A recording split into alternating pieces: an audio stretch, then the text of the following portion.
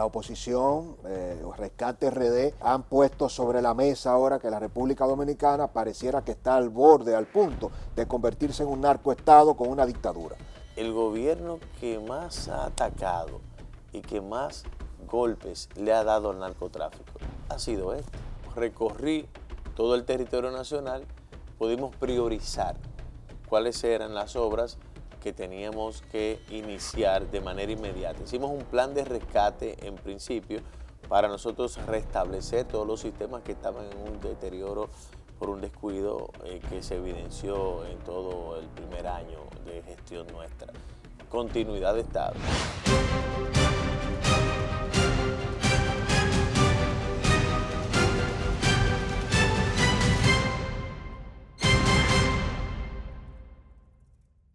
Muy buenos días y bienvenidos una vez más a esta su propuesta, El Demócrata TV, con su amigo Francisco Tavares. Cada día de lunes a viernes a las 7 de la mañana desde Teleradio América, nuestro matutino en este horario prime, no solo para República Dominicana, sino el resto del mundo desde nuestro grupo de comunicación, redes sociales, plataforma de YouTube y este contenido que se expande a través de TV Hispanic para todo Estados Unidos y Europa.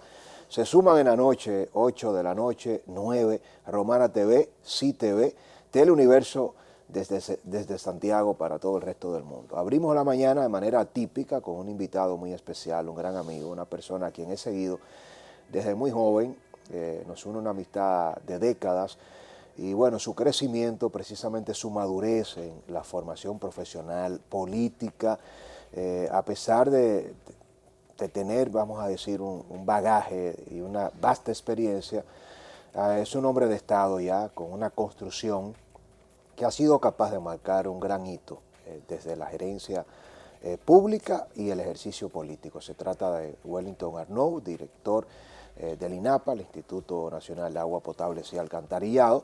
Con él vamos a hablar de la gestión, de su visión precisamente de cómo se ha construido el país al amparo del liderazgo del presidente Luis Abinader y cómo él ha logrado asumir grandes desafíos transformando el INAPA a propósito de toda esta historia reciente. Wellington, un gusto, un honor. Muchísimas gracias, Francisco. De verdad que se nota el cariño que me tienes y para mí es un alto privilegio poder compartir contigo y ver también cómo tú, aunque tú siempre has sido una persona que te has ocupado de prepararte, de formarte, desde que te conozco, siempre has tenido hasta cuidado cómo hablas y de verdad que te felicito por lo que has logrado, fruto de tu esfuerzo, tu sacrificio y sobre todo la consistencia que has tenido en tu carrera. Así que muchas gracias. Gracias por la invitación. Los afectos y a veces uno dice, bueno, no cumplidos, y yo pienso que nos parecemos en muchos de esos aspectos también, en no detenernos. Y quiero empezar esta conversación por allí. Hacer siempre un poco de historia no solo es necesario, sino importante. ¿Cómo ha sido, Wellington, todo tu devenir y cómo pudieras tú resumirle a la audiencia en este momento histórico a tu proceso, con altas y bajas, en un esfuerzo de venir haciendo política de abajo, haciendo mucha resistencia desde tu presidencia, la recuerdo muy fresco, en la Juventud Revolucionaria Dominicana, hasta convertirte en un altísimo dirigente y un aspirante a la presidencia que compitió en procesos pasados hasta llegar al día de hoy? Ha sido una construcción paso a paso. Como digo siempre, poniendo un blog tras otro, pero en concreto armado y con buenas varillas, porque he pasado prácticamente la mayoría, primero en el antiguo partido donde me formé, me desarrollé, y bueno, destacar que donde quiera que llegue se lo voy a agradecer a Juan Winston, a Arnaud Guzmán, mi padre, que me dejó un legado, y mi madre, Guadalupe Visono, que está ahí, si no la menciono, que me dejó un camino en todas las áreas. Sin embargo, todas las posiciones que he logrado han sido luego que él murió en el año 1998, aunque pude recorrer gran parte del país con él cuando estuvo en vida.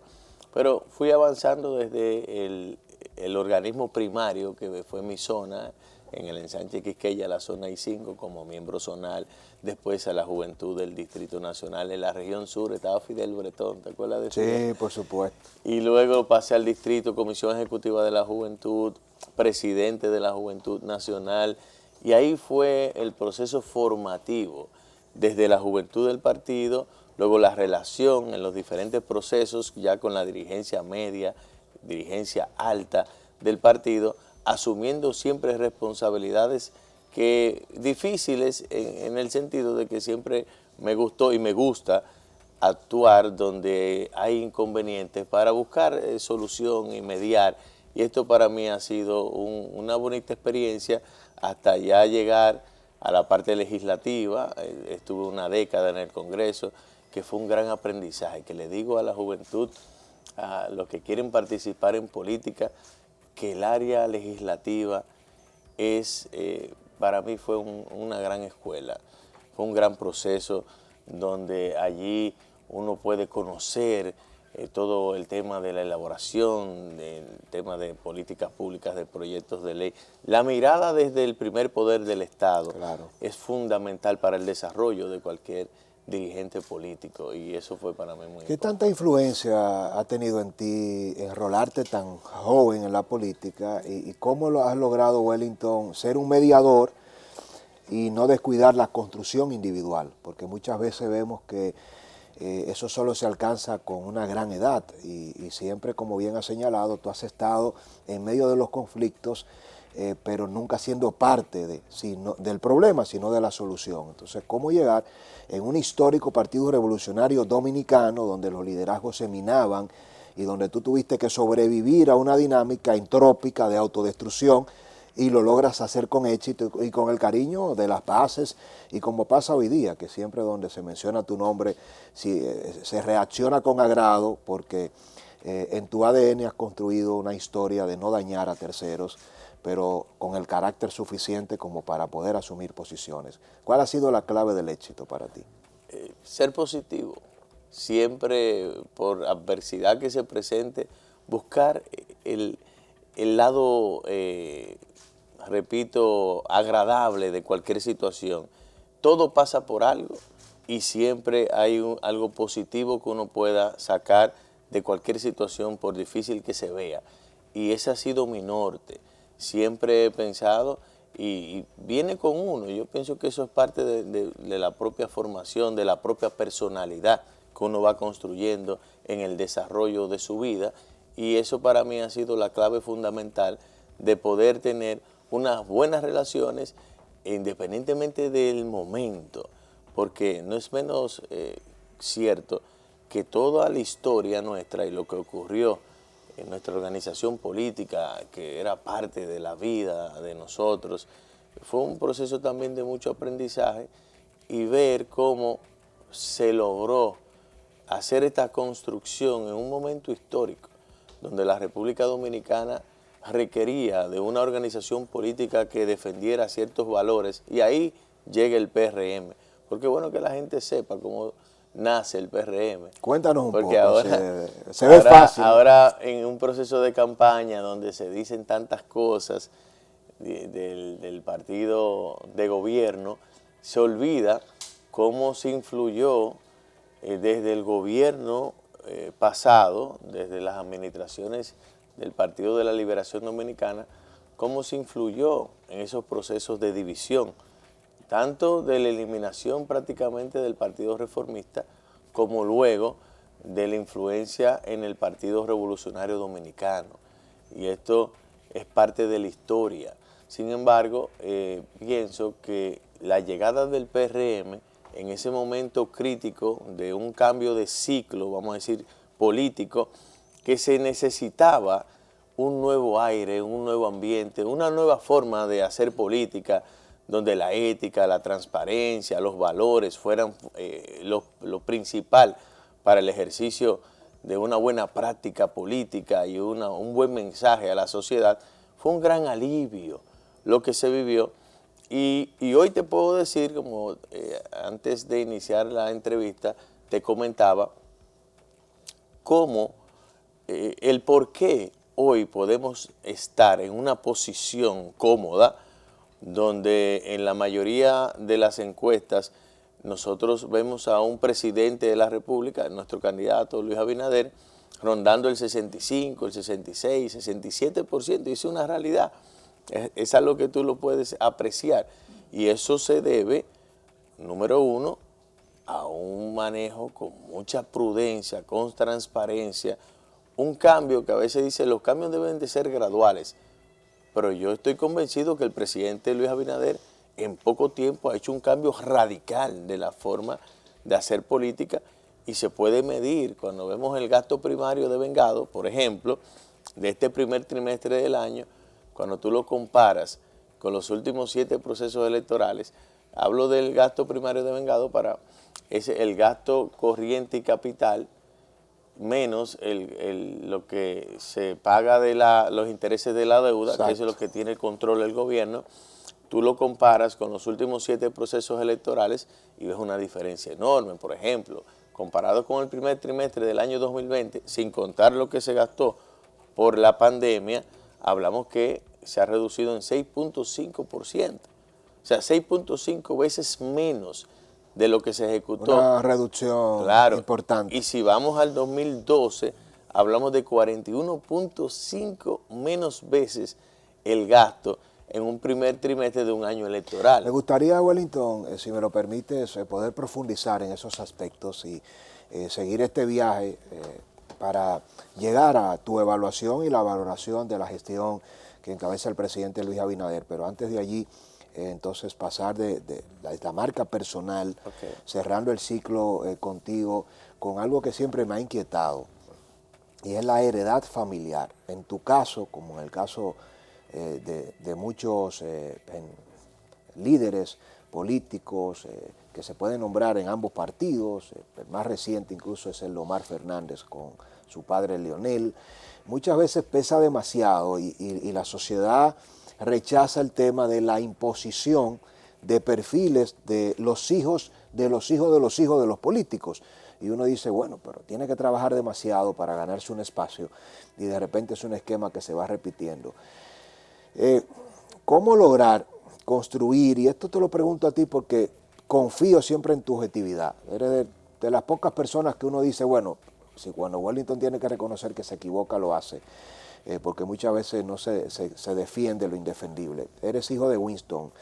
Generacionalmente, tu padre jugó un rol fundamental en el Congreso, en la democracia, en el proceso de la apertura democrática en los gobiernos de don Antonio Guzmán Fernández, de Salvador Jorge Blanco, en conflictos como el de Jacobo con Peña, el de Bosch y su salida del PRD. Tu padre es un pilar en la historia política, pero a ti no se te conoce por necesariamente desde tus inicios, sí, pero luego despegas y construyes una identidad propia. Entonces, ¿cómo hablarle a la sociedad desde una postura donde es importante el referente familiar, pero no es fundamental para no dejar de ganarte el espacio? Y en el PRM hay muchos ejemplos que para no involucrar y no personalizarlo no lo voy a citar, pero queda claro y tú dices, pero me gustaría saber, si no tuviera el apellido de su padre, ¿estuviera allí o no?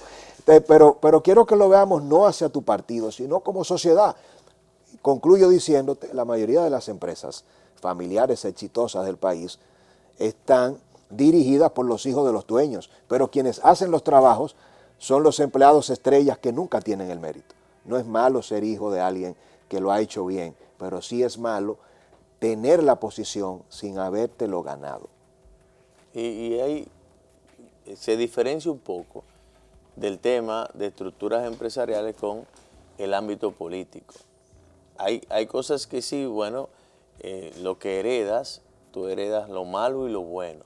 En este caso tengo la satisfacción y hablando del tema de solución de conflictos también, no es justo que no reconozca que mi padre fue un hombre de solución, un hombre que también arbitró mucho en su carrera política, pero tiene que ver mucho con la persona, con el nivel de responsabilidad, con cómo tú asumes tu vida y el rumbo que tú tomas, porque como toda cosa que se emprende en el área pública como privada, requiere primero de compromiso, requiere de determinación, porque prácticamente en esa parte sí tiene mucha similitud.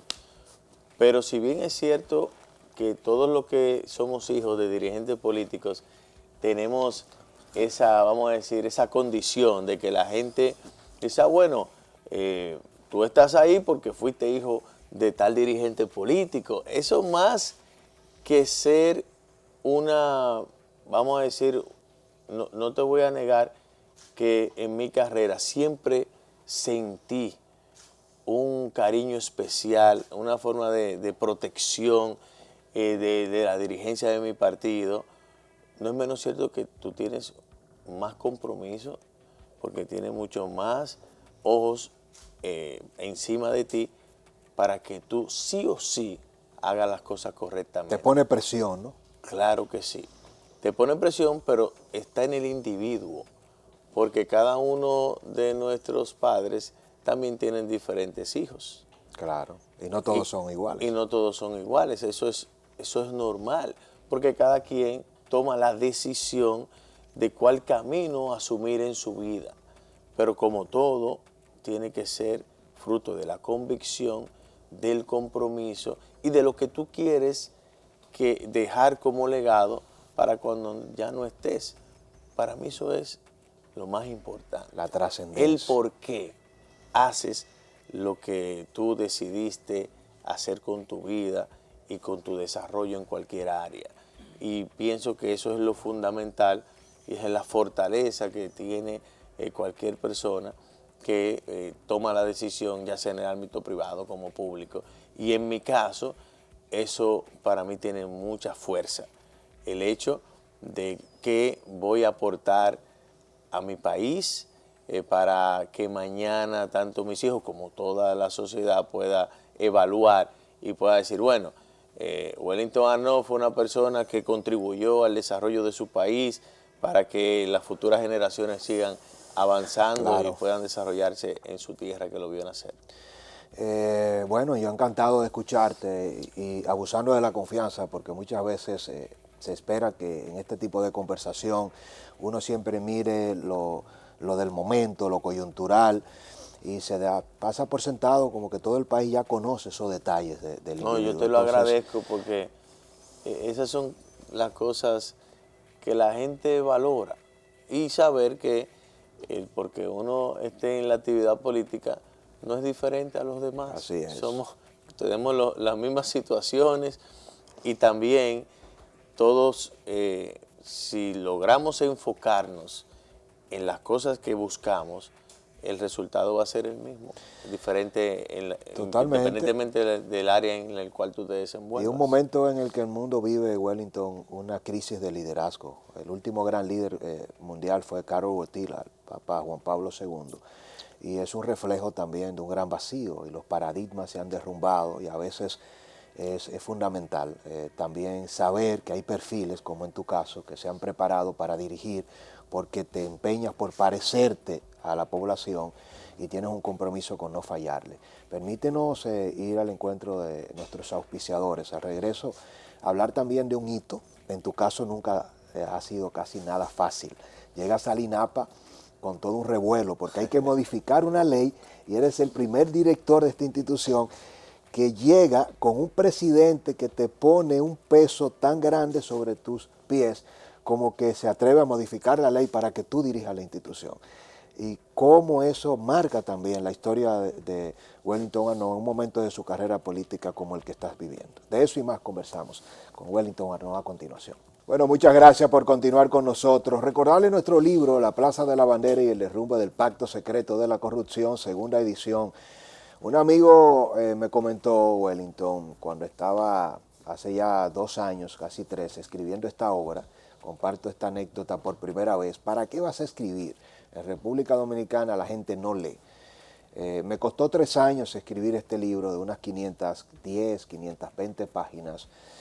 Documenté los últimos 50 años en República Dominicana y pregunté cómo era un bestseller. Y dijeron, bueno, el que vende 200, 400 libros en República Dominicana se puede considerar un escritor de bestseller.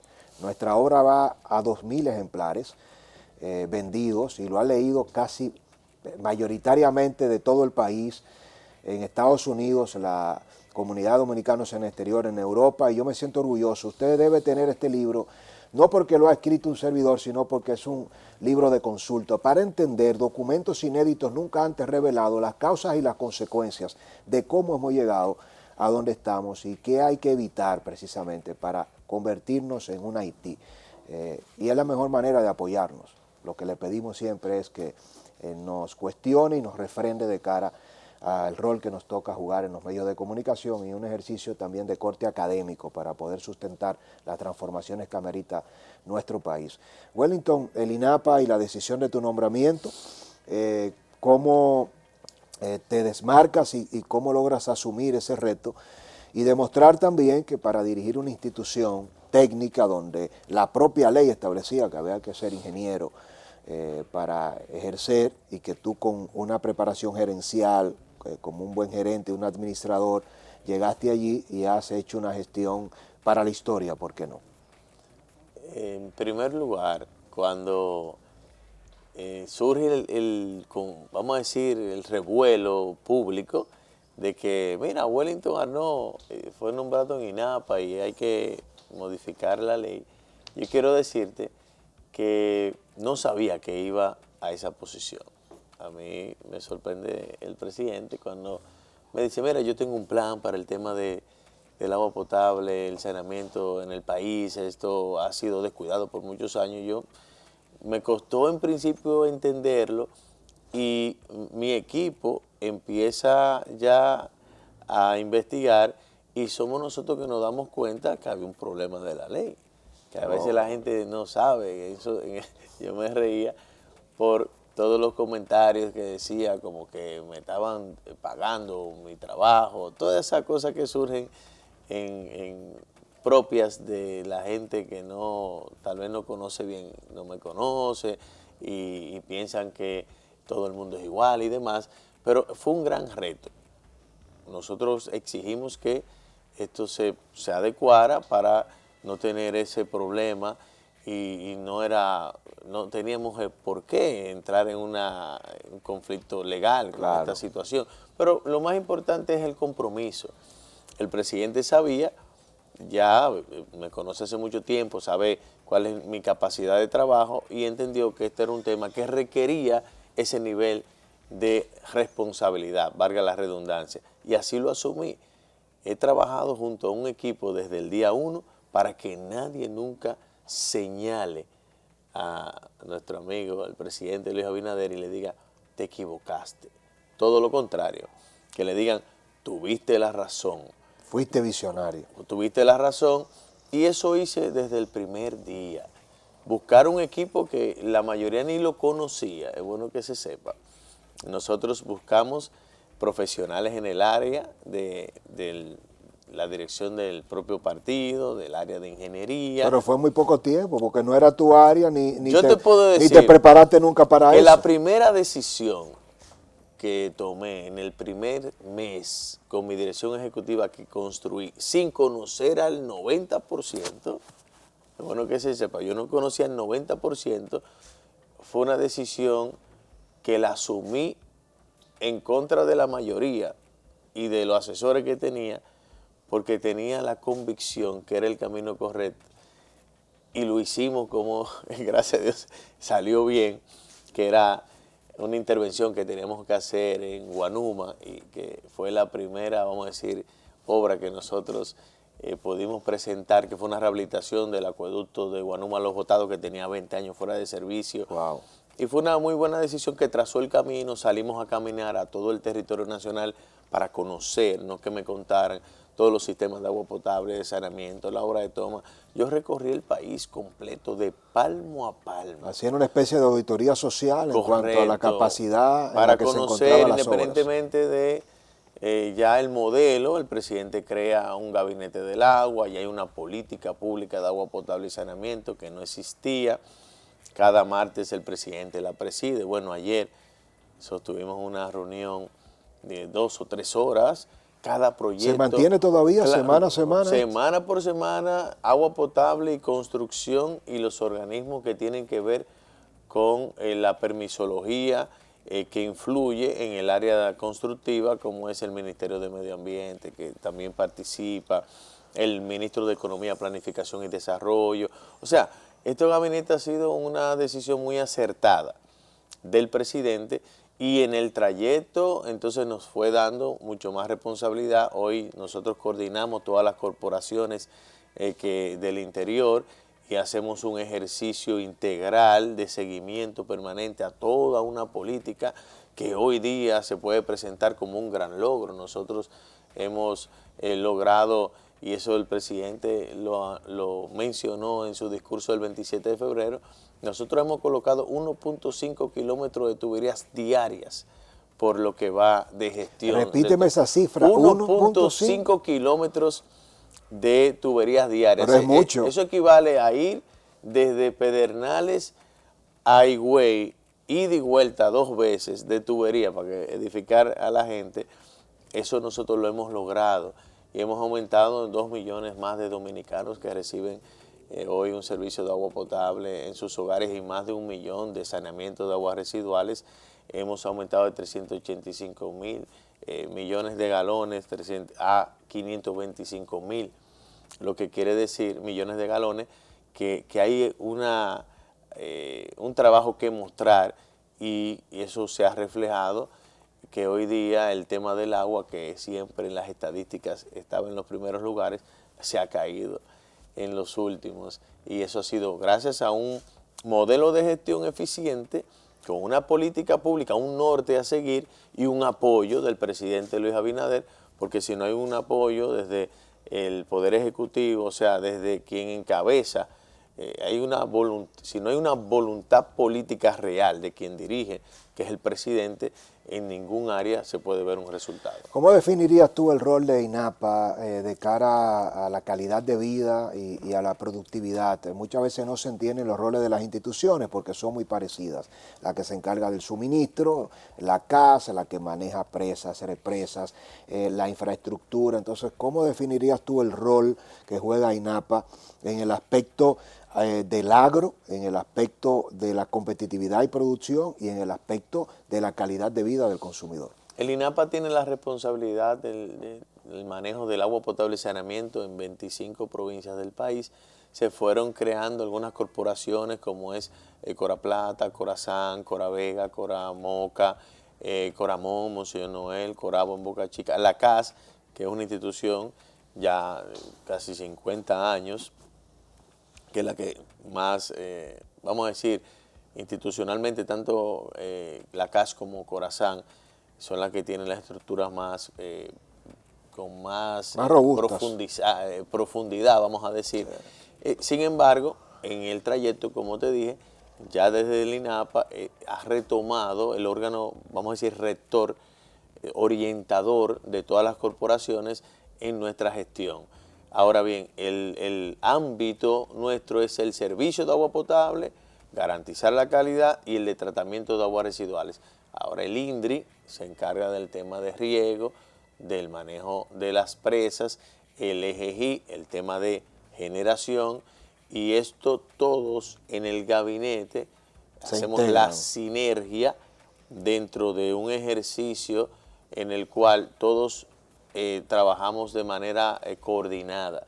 Y esto también con obras públicas es muy importante, porque cuando vamos a colocar tuberías, nos ocupamos de hacer la coordinación con obras públicas para que se coloquen las tuberías y luego se aplique el asfalto. Obviamente, donde se ha aplicado asfalto y no se había colocado las redes de tuberías, entonces ahí hay que romper.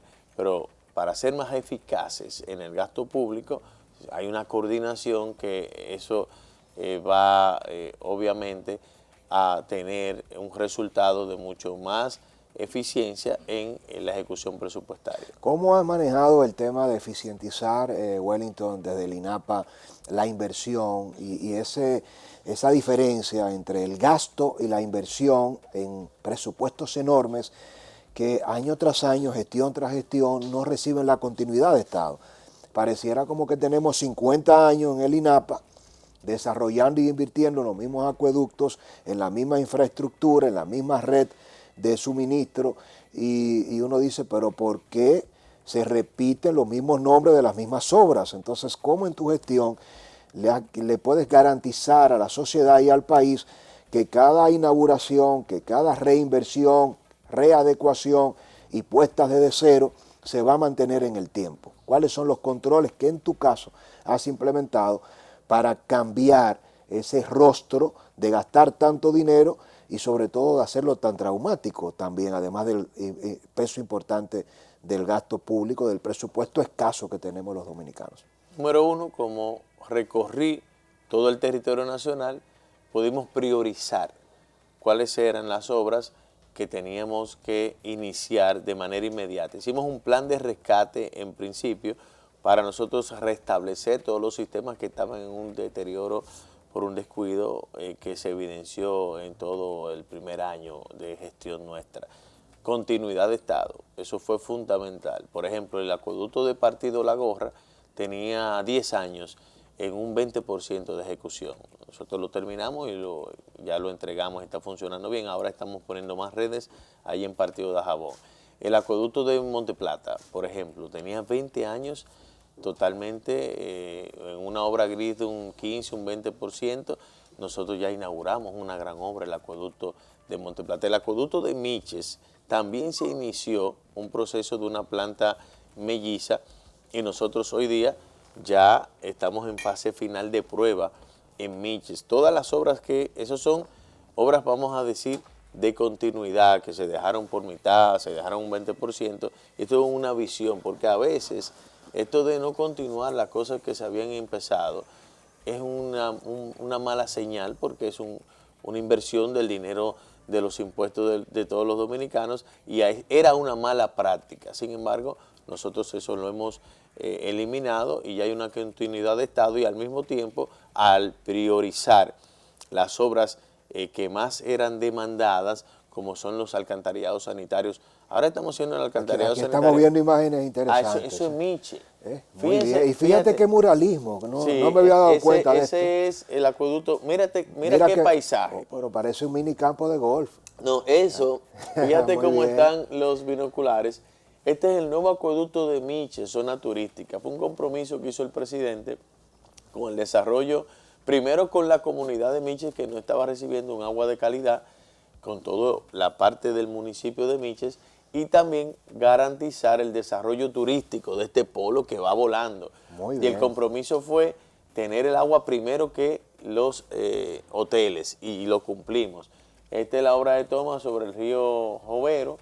Está el Jovero y el Yeguada, que son las fuentes del agua para el acueducto. Estamos viendo las plantas ahí. Totalmente, son las estaciones de bombeo que van a llevar el agua cruda a la planta para ser potabilizada y luego entonces ser llevada a los hogares y a la zona turística.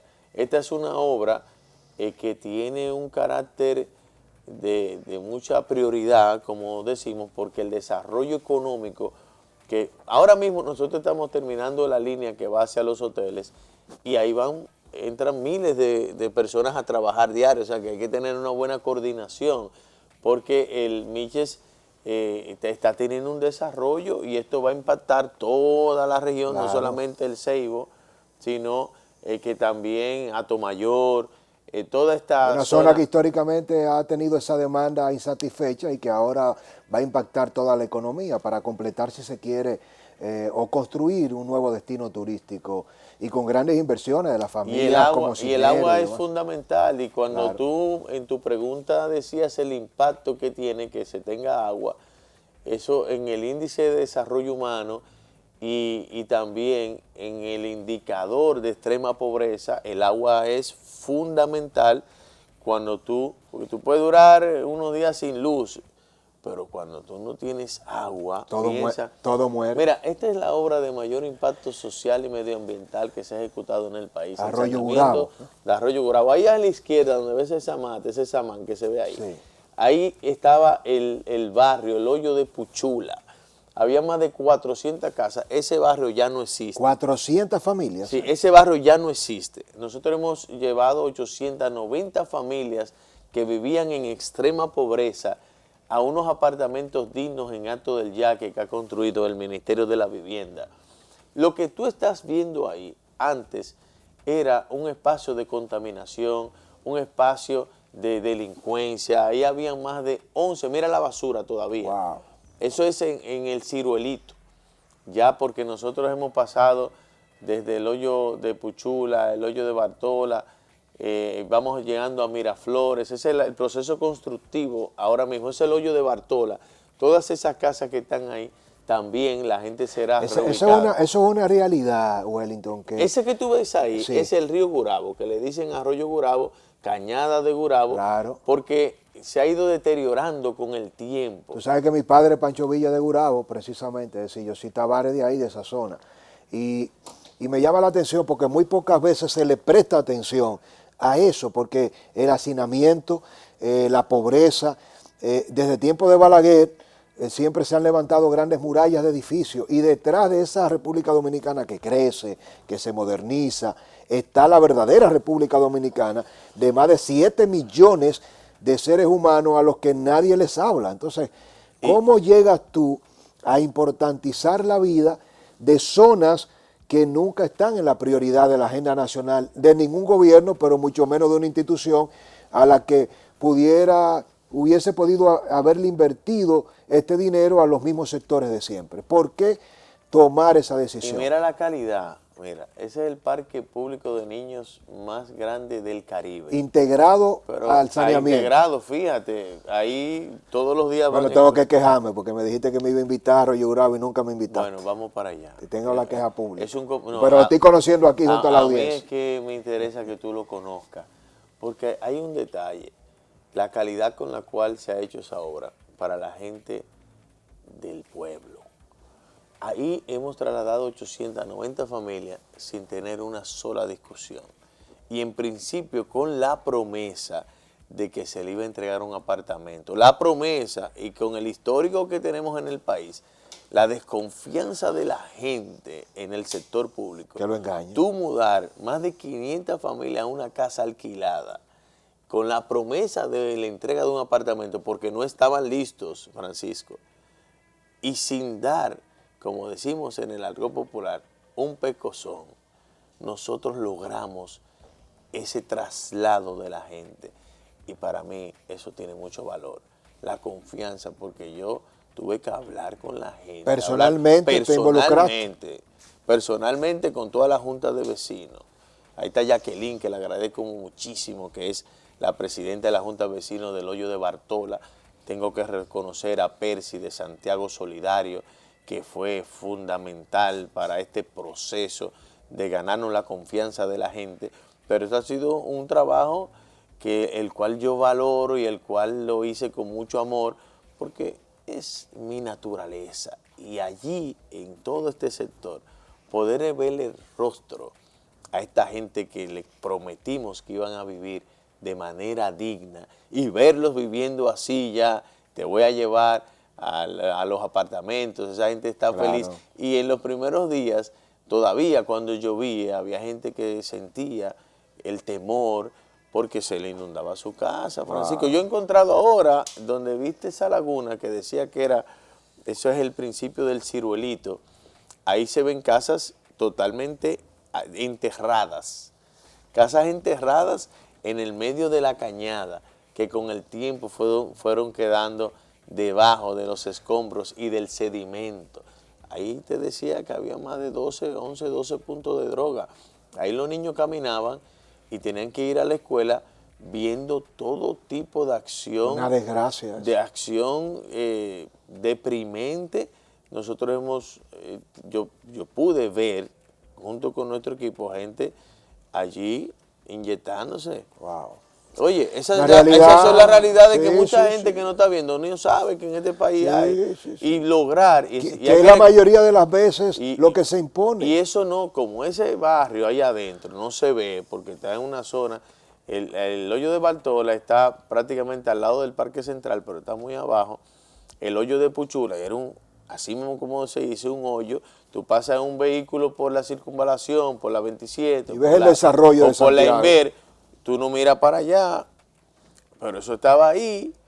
Y poder decir hoy, porque nosotros que tenemos muchos años en esta actividad y siempre la mayoría en la oposición, diciendo que cuando nosotros logremos llegar, vamos a trabajar para mejorar la calidad de vida de la gente. Un discurso no es lo mismo estar haciéndolo, demostrando que lo que decíamos era verdad y ser parte de esa transformación que se puede ver, porque cualquiera que me está escuchando, pues ya va, y estará hablando la verdad. Bueno, yo los invito a que vayan allá a Arroyo Gurabo y puedan preguntar a la gente, el que no es de allá, cómo era eso y cómo es hoy, porque lo van a poder percibir. Bueno, además de que las imágenes no mienten, porque... Sí. Es una bendición, Francisco. Sí, mira, la verdad sí. que para mí Pero te escucho y te siento este emocionado. proyecto me identifica ideológicamente, porque impacta en la parte social,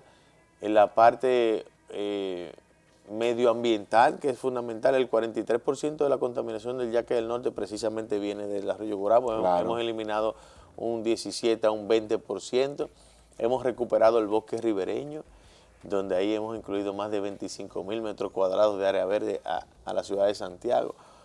Por lo tanto, este es un proyecto espectacular. Pero te escucho y pareciera que eres un ingeniero, ahora con dominio de la topografía, la orografía.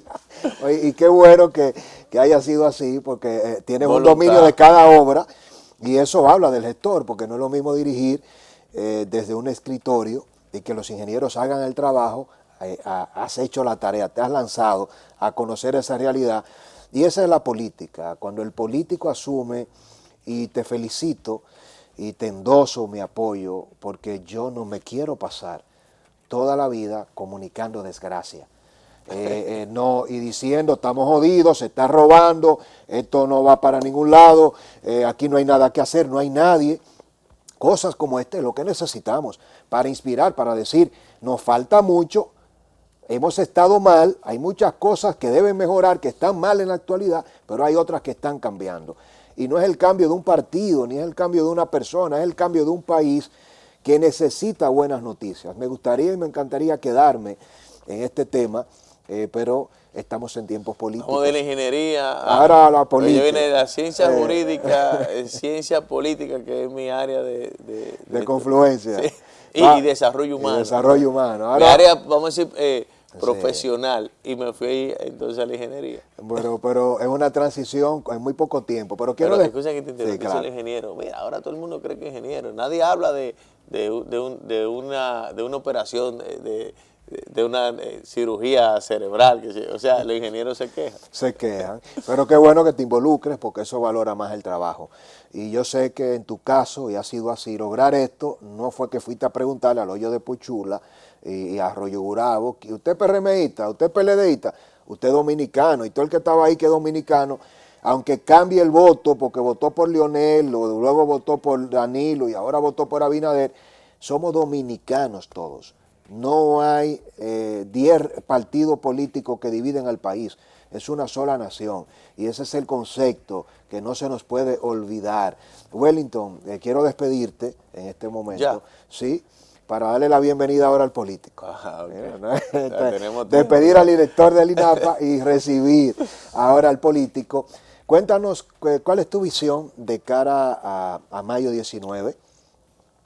La oposición, Rescate RD, quiero entrar de lleno con ese tema, ha salido internacionalmente a denunciar que el Partido Revolucionario Moderno, el partido oficialista, y que ustedes desde el gobierno han abusado de los recursos del Estado, han comprado la voluntad popular, tienen financiamiento del narcotráfico, es decir, han puesto sobre la mesa ahora que la República Dominicana pareciera que está al borde, al punto de convertirse en un narcoestado con una dictadura. Entonces esa es la historia que nos está contando la oposición internacionalmente y que dice que se está viviendo aquí. ¿Cuál es tu respuesta a todo esto? En primer lugar, aquí todo se sabe en el país. O sea, este es un país pequeño donde todas las cosas, de una manera u otra, al final la gente se entera. Y el gobierno que más ha atacado y que más golpes le ha dado al narcotráfico ha sido este.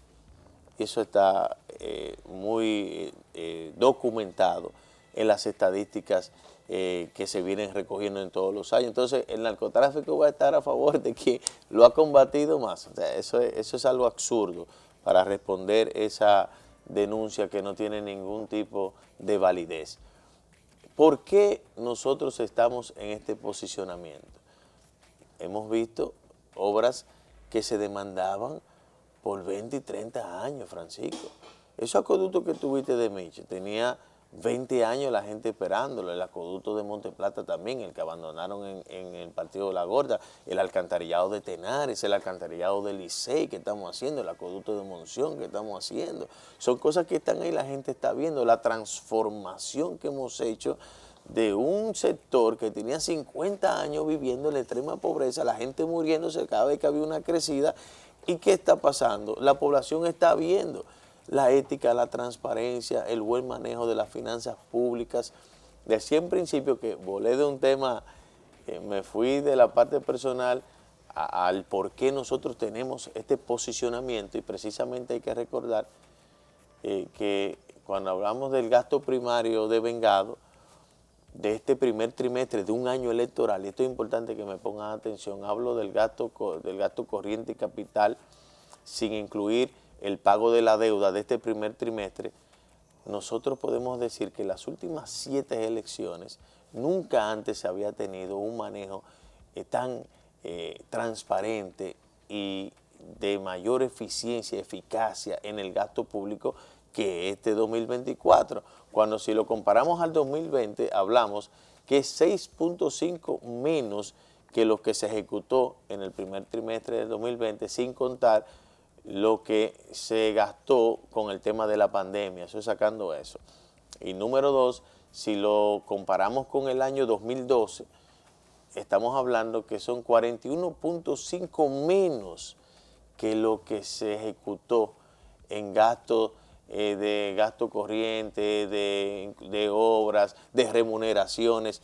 Esto envía una señal muy clara de que las cosas cambiaron en la República Dominicana, que el presupuesto nacional no se está utilizando para un beneficio político. Una cosa es el discurso de oposición sin ningún sustento, porque usted va al CIGEF, yo estoy hablando de datos oficiales, y mira lo que se está ejecutando. Entonces esa es la respuesta, Francisco, que yo le doy a la oposición, y me he caracterizado por siempre, en mis 10 años en el Congreso, nunca de la oposición, nadie se paró a cuestionar una postura nuestra porque me ocupé de decir la verdad.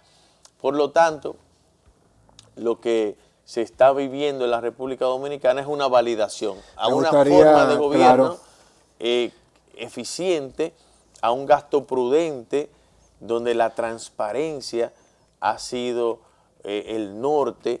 Y siempre el presidente Luis Abinader, cuando estamos hablando de demanda de obras y de que la gente quiere que la hagan rápido, él dice, mire, a la rapidez, la transparencia. Y eso ha sido qué interesante. Lo que nosotros hemos... Se nos acabó el tiempo, Wellington. Le he pedido a la dirección un minuto para que en este minuto final me hables de Guillermo Moreno, que estuvo aquí, un evento, varios eventos que has organizado en la capital, y has marcado la pauta, has enviado la señal de que un equipo de candidatos a diputados en el distrito le han endosado una gran estructura bajo tu coordinación, tu liderazgo, y todo el mundo sabe el peso que tienes cuando te involucras políticamente. ¿Qué representa esto? ¿Ganará Guillermo Moreno y se impondrá a Omar Fernández en un minuto, Wellington? Sí, Guillermo Moreno ganará las elecciones sin ningún tipo de duda, y debo decirte que me siento muy contento de poder contribuir con un hombre como Guillermo Moreno, una gente sana, decente, que yo quise que la Ahí estamos viendo imágenes del evento. Sí, okay. Yo quise que nuestra dirigencia tuviera un contacto con él, porque el que lo ve, a veces la percepción de una persona, hasta que tú no la tratas, no cambia. No cambia. Y estar ayudando y colaborando dentro de todas nuestras responsabilidades para que nuestra militancia, nuestra dirigencia conozca al ser humano, conozca a Guillermo, ha sido de mucha satisfacción para mí, y estoy convencido que él será un senador que con este proceso de transformación y de cambio que vive la República Dominicana, así mismo lo ha dicho el presidente Luis Abinader, va a contribuir para la continuidad del cambio, de que las cosas se hagan diferentes en el país. Hay un modelo de fiscalización eficiente y esto solamente beneficia a la sociedad dominicana. Bueno, excelente, Wellington, de verdad que agradecerte, una conversación edificante, a profundidad de tantos aspectos. Luego te invitaré para conversar de tu rol en la vigía junto al INDRI, de la defensa de la integridad, de la nacionalidad y sobre todo de la visión del rol de Wellington Arnaud, un eventual y posible segundo gobierno del presidente Luis Abinader. Muchísimas gracias, Francisco. A todos ustedes, gracias por la compañía. Continúe con la programación de Radio América. Recuerde que nosotros nos expandimos en todo el ecosistema digital. El grupo de comunicación El Demócrata apenas empieza. Nos vemos en las redes sociales y esta noche en la repetición, retransmisión de esta conversación. Bendiciones.